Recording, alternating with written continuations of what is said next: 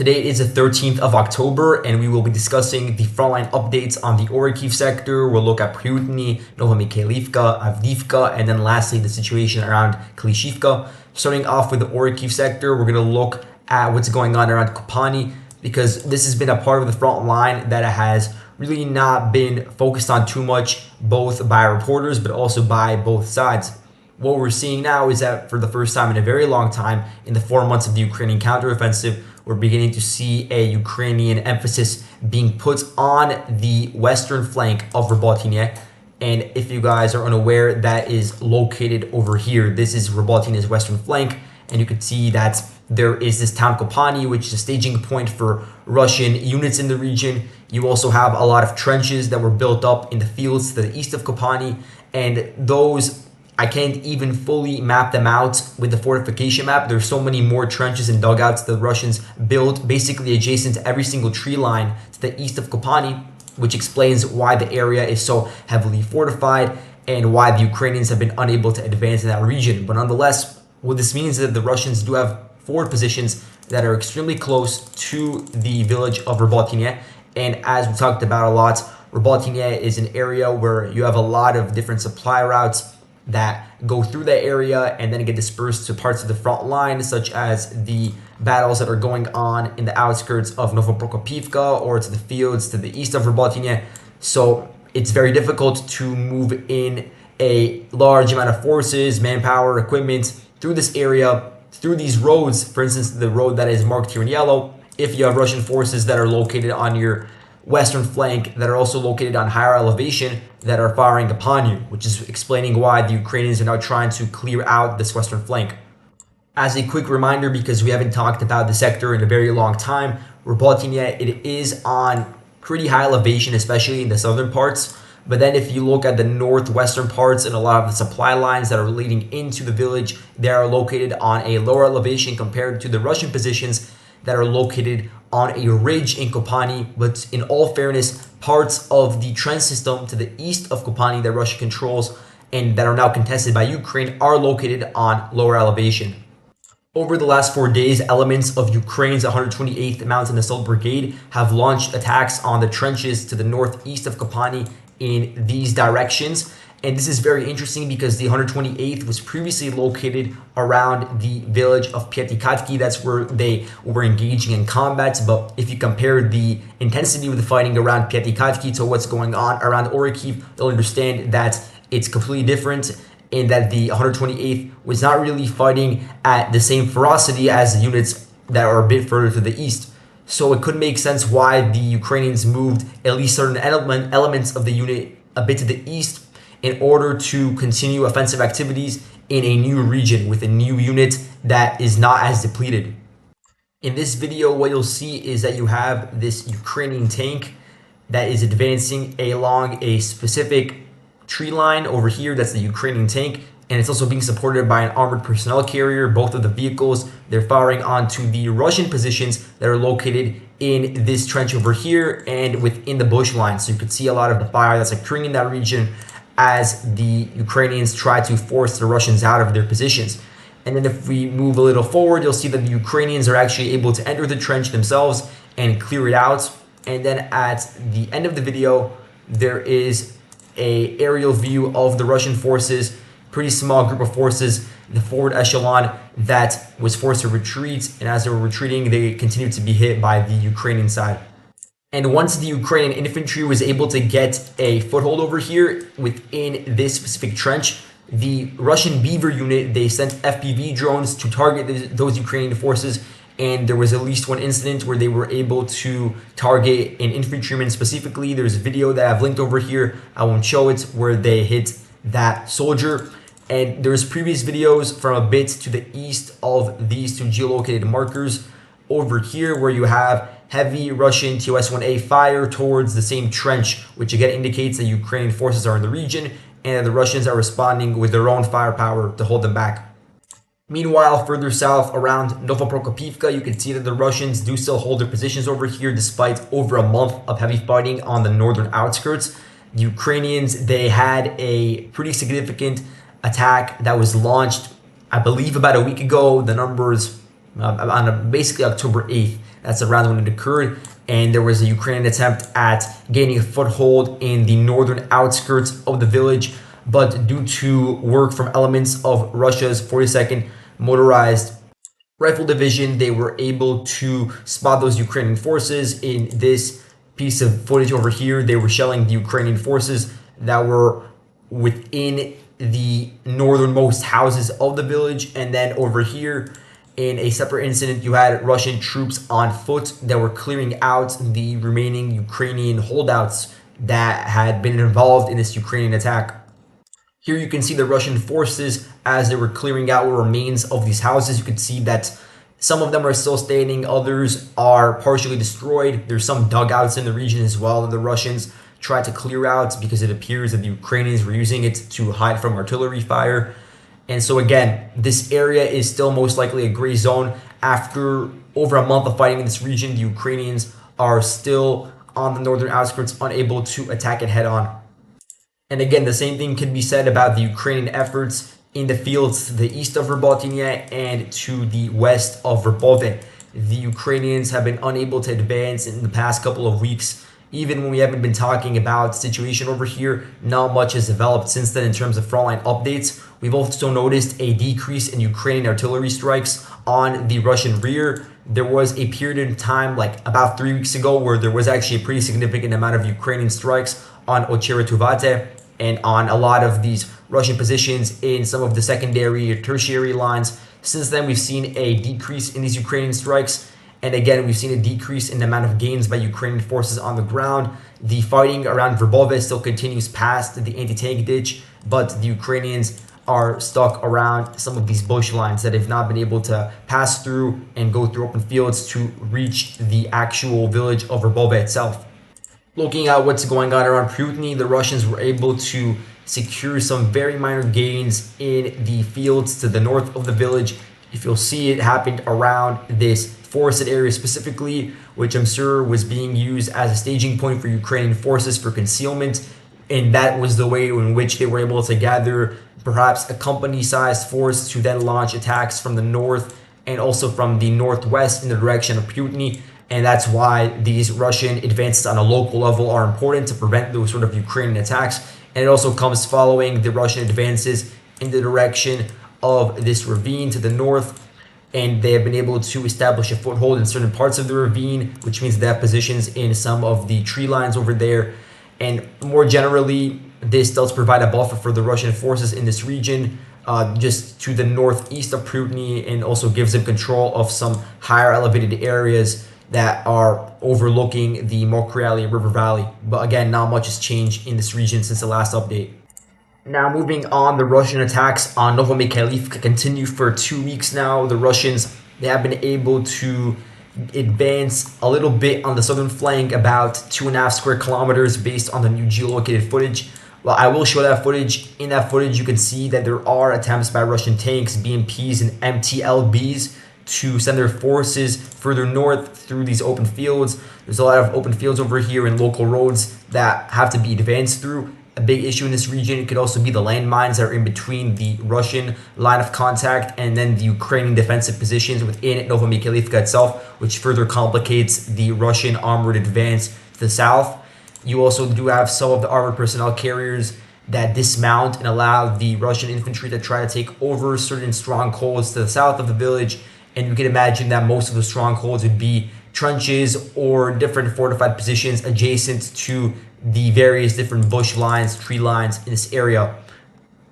I do believe that the Russian attacks in the direction of this village and in other places like Avdiivka are a part of Russia's broader plan going into the winter months of not launching a major offensive in this region. We saw that they're launching smaller attacks, even though they are using a pretty significant amount of tanks and BMPs in these assaults. At least in the dozens, could be higher. But in these attacks, their goals are more limited, meaning that it could be to eventually secure some of these frontline villages that are extremely fortified, for the reason that they don't want to deal anymore with having to remain at a stagnant front line in an area that is so fortified. So they want to overrun those positions by attacking on the flanks, and also to further advance past the line of contact in order to prevent Ukrainian artillery strikes deeper into the Russian logistical hubs, such as Volnovakha, which is currently a big issue, and it's part of why the Russians last year launched their Vuhledar offensive, and they tried to take over that city, or that village, and that's something that they were unable to do. And so the Ukrainians do still have artillery batteries that are stationed not completely close to the front line, but still in a general area, that are able to fire onto Russian logistical networks that are operating throughout Donetsk Oblast, especially around Volnovakha. And that's a big part of why the Russians want to get control of the areas under Ukrainian control, such as Novomykhailivka. In this video, you'll see the destruction of a lot of Russian equipment on the southern flank of the village, and presumably they wanted to dismount soldiers as well because they have these empty LBV armored personnel carriers. What you'll see over here is that there were at least 2 BMP-1s that were destroyed, at least 1 MTLB destroyed, and then 1 damaged T-80. And we'll go down and we'll see that there's also even more destruction that was caused throughout this video. And you can understand why, as you have a large concentration of a column that is advancing towards an area close to the front line. There's mines in this region as well. You have the Ukrainian defenders that are dug in. They have artillery in the region, and it's a completely open area. So those would be some of the reasons why the Russians are losing these vehicles in these assaults that we haven't really seen at such a large extent for many months now. You can see that by the end of the video, the Russian forces that accompanied the vehicles, they were forced to leave the MTLBs and seek refuge within the tree lines. And that's the area where I adjusted the front line to show that there are some minor Russian advances, but none of them have been able to make any sort of substantial advances to actually reach and get a foothold within the village itself. At the same time, the Russians continue heavy artillery bombardment of their own and a lot of aerial strikes onto Ukrainian coordination points within the village of Novomykhailivka in order to gradually degrade their own cohesiveness as a unit, especially of the 79th Air Assault Brigade that has been holding on to this region for a very long time and preventing assaults. And that's what you also see on the eastern side of the village, where you also have fighting, but to a lesser extent because the Russians don't want to attack head on. In this video, which I've linked over here, you have Russian artillery and drones that are hitting a Ukrainian fort position. You can see it over here adjacent to a lot of these trees, and there's also dugouts in this region that are targeted. And then also to the north, you do have some fighting, but to a lesser extent. Since the last video, the Russians have not made any notable advances on the southern flank of Avdiivka, which we discussed in our last video. The fighting in this region continues to the south of the village of Severonove over here. Also to the areas just to the northwest of Pryytune in that quarry area over here. And then you also have a lot of fighting going on in trenches and around the mine shafts that are to the north of Spartak. So this is where the battles are going on at the moment. The Ukrainians are still fortified in a lot of the trenches to the north of Spartak. So clearing those out is going to be a very long and methodical process. And even after that point, there are still a lot of Ukrainian dug-in positions in the southern outskirts of Avdiivka, located within this district over here, the southernmost district, which is one of the more dense areas with a large concentration of Ukrainian forward echelon forces. And as I said before in my last video, the Ukrainian garrison within the city itself ranges from about 1,000 to 2,000 men in this specific area. This video is very interesting because you could see here that there are multiple different Russian tanks that are advancing along a local road, which begins in Krasnohorivka, which is, again, the village we talked about in the last video, which is on the northern flank of Avdiivka. You could see they're attacking from that village in the direction of the slag heap. The slag heap you could see in the background. I'll go back a second. This is generally where the slag heap is located. You could see how it's located on a hill, in that it gives Ukrainians a great position to fire and observe the Russian movements themselves. So this is why the Russians are trying to advance in that direction. And in terms of the direction that the Russians are attacking from Krasnohorivka to the slag heap, that would be in the southwestern direction. Throughout the video, the tank records how it is able to engage with Ukrainian forces and fire upon their positions around the slag heap. And here you can see at the end of the video, there is a massive amount of both Russian vehicles and Russian tanks as well along these same roads. The Russian Telegram channel called 13th, they reported that their forces were pushed out of the slag heap, and the slag heap is located over here. Today, early in the morning, around 8 a.m. That was their claim, which would imply that they were able to take it over earlier, but there is still questions as to whether that was even the case. Whether the Russians ever entered is still unsubstantiated because I have not seen any footage backing that up myself. So for now, it seems as if the Ukrainians do still have positions within the slag heap, and that fierce fighting is going on just to the northeast of it.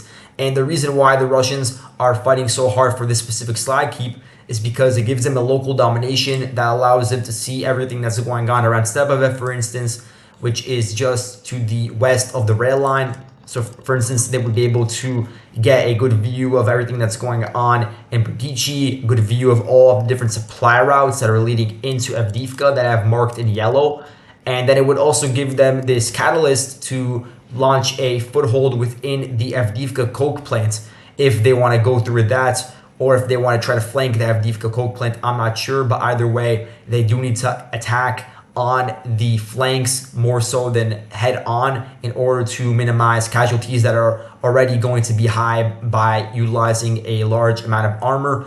And you could also see that the Ukrainians are using the 129th Territorial Defense Brigade, a unit which was previously around the Novomykhailivka sector. I don't know when they were moved to the Avdiivka area or if their forces were split up or anything like that. But what I do know is that they were originally a couple of months ago around that sector, around Novomykhailivka, and now they're fighting in this region, trying to defend against the Russian attacks on the northern flank of Avdiivka. And lastly, the Ukrainians continue to clear the Russian positions that are to the west of the rail line. Rail line is located over here, and for a while now, it's been considered the line that separates the Ukrainian and Russian positions respectively. Within the rail line, you have a lot of tunnels and dugouts that the Russian forward echelon has been trying to hold on to for as long as possible as they build up defenses on the rear. Now, if we zoom into the area just to the east of Klishchiivka in this region, Ukraine's 3rd Assault Brigade, specifically their 2nd Assault and 1st Mechanized Battalions of that brigade, fired mortars onto the Russian positions. Russian positions would be generally around this area over here. There are a few houses located around this pond area, so that could be a congregating position for those Russian forces. And so there was mortar fire reported. You also had reports of the Ukrainian forces leaving their dugouts. These dugouts were located in open fields just to the east of the village of Klishchiivka, and then from there launching ground attacks mostly towards the rail line, and they have been able to establish control over positions that are within the rail line just to the east of Klishchiivka in this one certain section that is adjacent to these ponds. So this means that the front line has shifted a little bit in this region, and that the Russians no longer have positions in the fields that are directly to the east of Klishchiivka either, as this place is now a gray zone that Ukraine is also trying to clear out. And this shows you that after a couple of weeks where there was a bit of a lull in the ferocity and intensity of the fighting around Klishchiivka, now there is a slight increase in the fighting as we saw territorial changes for the first time in a while. And so that's all I have for today. Thank you guys so much for watching, and I'll see you guys in the next video. Goodbye.